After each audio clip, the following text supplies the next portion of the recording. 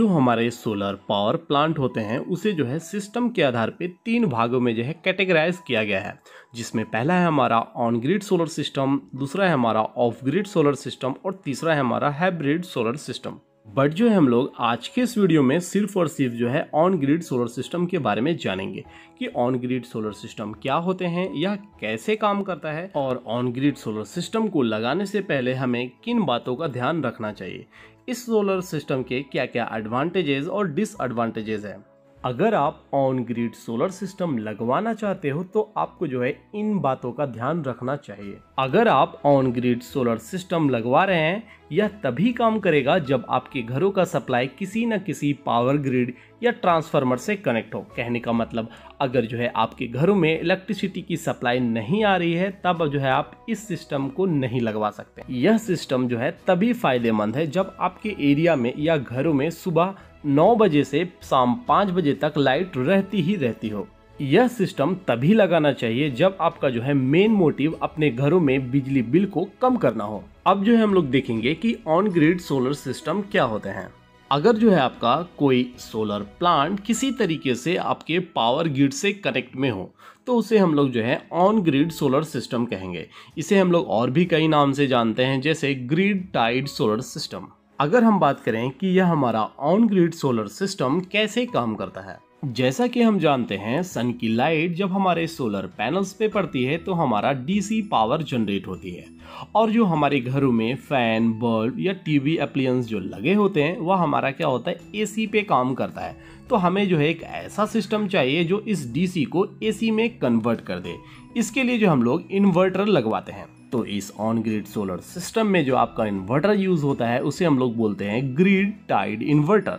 Inverter से AC power निकल के वो आपके स्विच बोर्ड पे जाएगी, जहां पर आपके प्रोटेक्टिव डिवाइस लगे होंगे।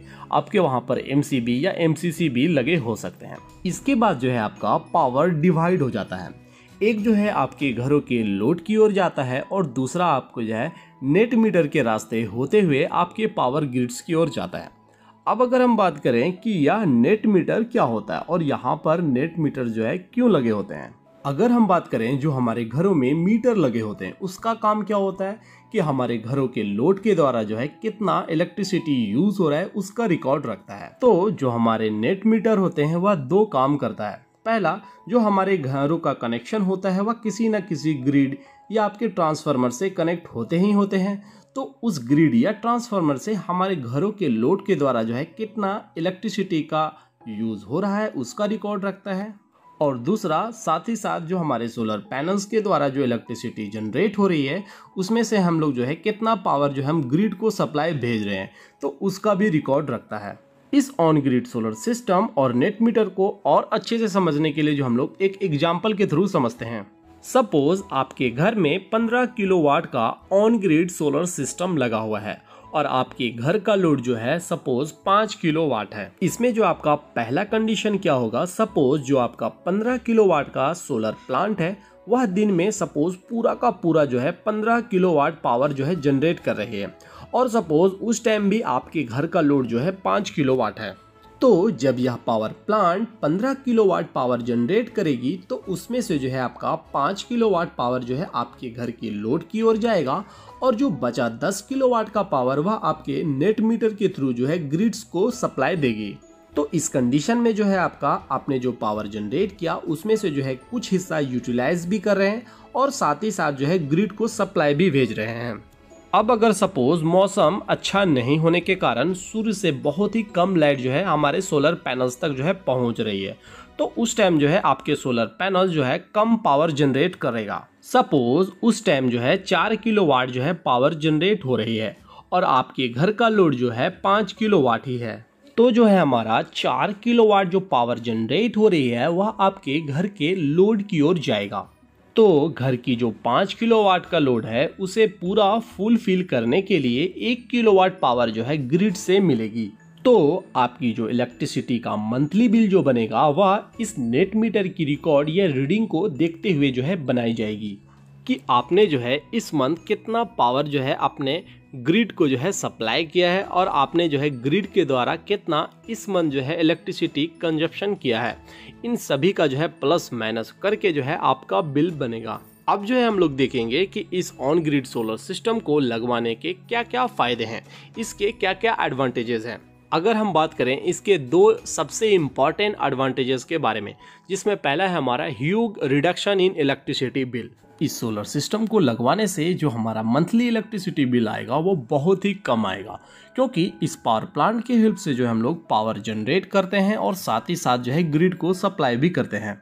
दूसरा फायदा यह है कि इजी मेंटेनेंस। जैसा कि हम जानते हैं इस ऑन ग्रिड सोलर प्लांट में जो है हमारा बैटरी यूज नहीं होता है, जिसके कारण से हमारा मेंटेनेंस जो है इजी हो जाता है और साथ ही साथ जो है ऑन ग्रिड सोलर प्लांट को लगवाने में कॉस्ट भी कम पड़ता है as compare to off grid and hybrid solar plant से, क्योंकि इस सिस्टम में बैटरी यूज नहीं होता है, इस वजह से इसका कॉस्ट जो है कम पड़ जाता है। अब अगर हम बात करें इसके खामियां या डिसएडवांटेजेस के बारे में, तो इसका जो सबसे बड़ा खामी जो है, जैसा कि हम जानते हैं ऑन ग्रिड सोलर प्लांट हमारे ग्रिड से कनेक्ट होते हैं।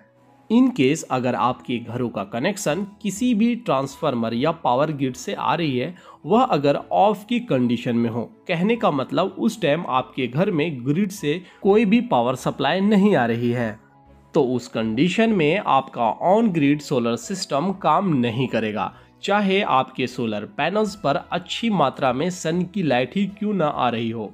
तो ये था आपका इस सोलर प्लांट का सबसे बड़ा खामी। दूसरा खामी जो है इस सोलर प्लांट का यह है कि जैसा कि हम जानते हैं इस सोलर प्लांट में जो है आपका किसी तरीके का बैटरी जो है यूज नहीं होता है, जिसके कारण जो है यहाँ पर किसी तरीके का जो है बैकअप नहीं होता है। अगर जो है हमारा वीडियो आपको अच्छा लगा हो, लाइक कीजिए और अपने इलेक्ट्रिकल फ्रेंड के साथ शेयर करना बिल्कुल भी ना भूलिए। Thank you for watching my videos. Good luck and have a nice day.